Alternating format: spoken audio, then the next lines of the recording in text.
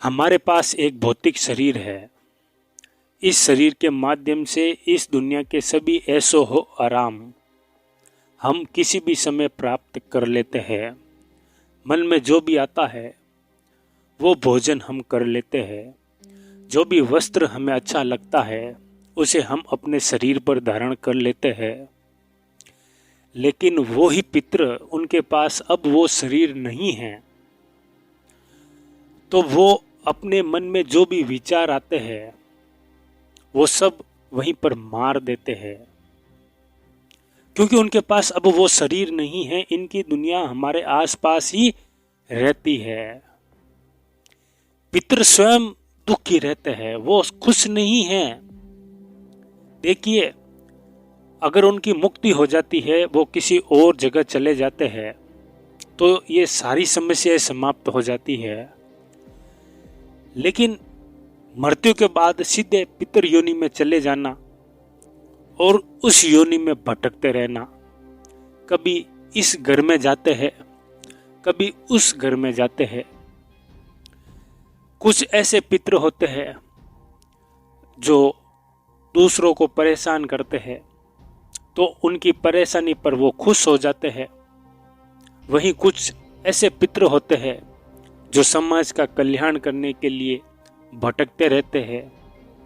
किसी के घर में जाते हैं, अगर वहाँ पर कोई समस्या है तो निस्वार्थ भाव से उस समस्या का वो निवारण भी कर देते हैं। भूख लगती है तो घर में आते हैं और अपने बेटों से ये आशा लगा कर रखते हैं कि वो हमारे लिए हमारा नाम का ब्राह्मण भोजन कराएंगे। लेकिन आजकल के युग में लोग बाग इन चीज़ों को थोड़ा सा कम मानते हैं, या कार्य के लिए एक स्वार्थ सिद्धि कर देते हैं। मतलब कोई छोटा मोटा कार्य कर देते हैं अपने पितरों के लिए नाम का, तो इसे भी पितर संतुष्ट नहीं होते हैं। और जब उन्हें भूख लगती है और अपने घर पर आते हैं, बेटों के द्वारा कुछ नहीं किया जाता है, तो वो श्राप देते हैं, कष्ट देना शुरू कर देते हैं कि मैंने तुझे जन्म दिया, तेरा ये धर्म है कि वो तू मेरे लिए ब्राह्मण भोजन करा, तू मेरे लिए किसी तीर्थ स्थान पर जाकर तर्पण कर, पिंडदान कर, मेरी मुक्ति का रास्ता खोलने के लिए श्रीमद् भागवत गीता का पाठ करा। तुझसे नहीं होता है तो किसी ब्राह्मण को बुलाकर करा। कुछ व्यक्ति ये भी नहीं कराते हैं तो वो और ज्यादा परेशान हो जाते हैं और भूखे प्यासे कभी इस घर में जाते हैं, कभी उस घर में जाते हैं। दिखता उन्हें सब कुछ है, हम जो भी बात करते हैं उन्हें सुनाई देता है। तो भोजन की जो सुगंध होती है उसे लेकर वो संतुष्ट हो जाते हैं, क्योंकि उनके पास अब शरीर नहीं है। तो शरीर नहीं है तो वो भोजन करेंगे कैसे?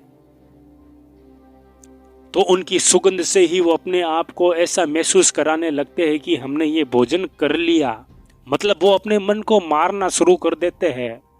पितृ योनि बड़ी कष्टों से भरी हुई है। जो व्यक्ति अपने पितरों को प्रश्न करने के लिए ब्राह्मण भोजन नहीं कराता है, अपने पितरों के नाम का कोई कार्य नहीं करता है, तो पितर, आप ये सोचिए कि वो भटक रहे हैं। उनके पास वो पहले जैसा शरीर नहीं है। इस दुनिया के कोई भौतिक कार्य वो स्वयं आकर अब नहीं कर सकते हैं। ये कार्य उनके बेटे, उनके जो भी पीढ़ी में लड़के होते हैं, उन्हें श्रद्धा भाव और पितरों के प्रति झुकाव रखकर करते रहना चाहिए। पितरों की दुनिया कोई ऐसी दुनिया नहीं है कि आप ये सोचेंगे कि वो उस दुनिया में खुश है। वो खुश नहीं है। वहाँ पर भी हजारों तरह की अलग अलग आत्माएं उन्हें प्रताड़ित करती है। कोई तांत्रिक उन्हें परेशान करना शुरू कर देता है। कोई ऐसी शक्ति वो भी उन्हें परेशान करना शुरू कर देती है। आपके घर में यदि आपके पितर है, कमजोर स्थिति में पितर है, और कोई बड़ी शक्ति अगर आती है तो वो उनसे लड़ते हैं। लेकिन आपके द्वारा कोई भी अपने पितरों के लिए कार्य नहीं किया गया है तो उनमें बल ही नहीं है, तो वो उस समय और ज्यादा रोते हैं कि हमें बलवान करते तो आज हम आपकी रक्षा करते, लेकिन आपने हमारे लिए क्या किया। फिर भी वो आपके प्रति झुकाव रखते हैं और ये आशा रखते हैं कि आने वाला जो श्राद्ध पक्ष होगा उसमें हमारे परिवार के सदस्य हमारे लिए कुछ करेंगे। तो इसलिए पितरों की दुनिया को आप ये मत समझिए कि पितर अपनी जिंदगी में मस्त है, वो इस दुनिया में परेशान ही हैं। उनकी मुक्ति का रास्ता वो स्वयं कैसे खोजेंगे जब ईश्वर उनको कितने सालों के लिए इस योनि में डाल दिया है, तो उतने साल तो उन्हें इस योनि में निकालना ही पड़ेगा। लेकिन अगर आप शास्त्रों के अनुसार कार्य करते हैं तो काफ़ी ज़्यादा एक कारगर उन्हें सफलता भी मिलती है, वो प्रसन्न भी होते हैं, कुछ नहीं तो वो आपके ऊपर आशीर्वाद देंगे।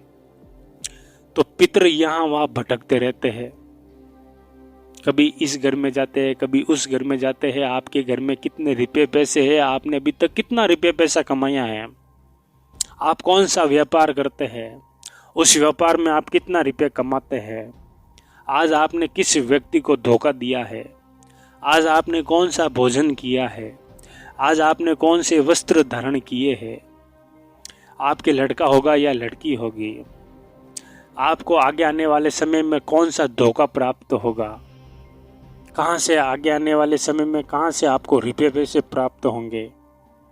आपके घर में जो पंडित आता है वो आपको धोखा देगा या उल्लू बनाकर आपसे पैसे लेकर चला जाएगा और किसी भी प्रकार का लाभ नहीं होगा।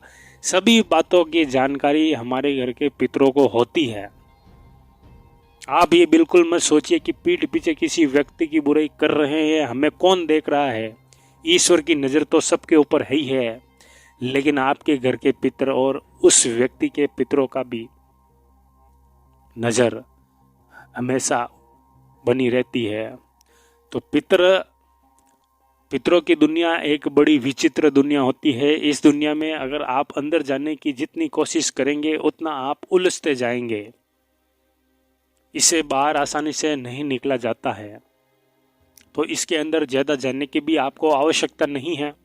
आप सीधे तौर पर ये सोचिए और ये समझिए कि घर के जो पितृ होते हैं उन्हें प्रश्न अवश्य रखने की कोशिश करें, और वो अपने जीवन में जब प्रश्न होंगे, जब आप उनके लिए कुछ न कुछ करेंगे, अन्यथा वो ऐसे ही भटकते रहेंगे और श्राप के ऊपर श्राप और कष्ट के ऊपर कष्ट देते रहेंगे।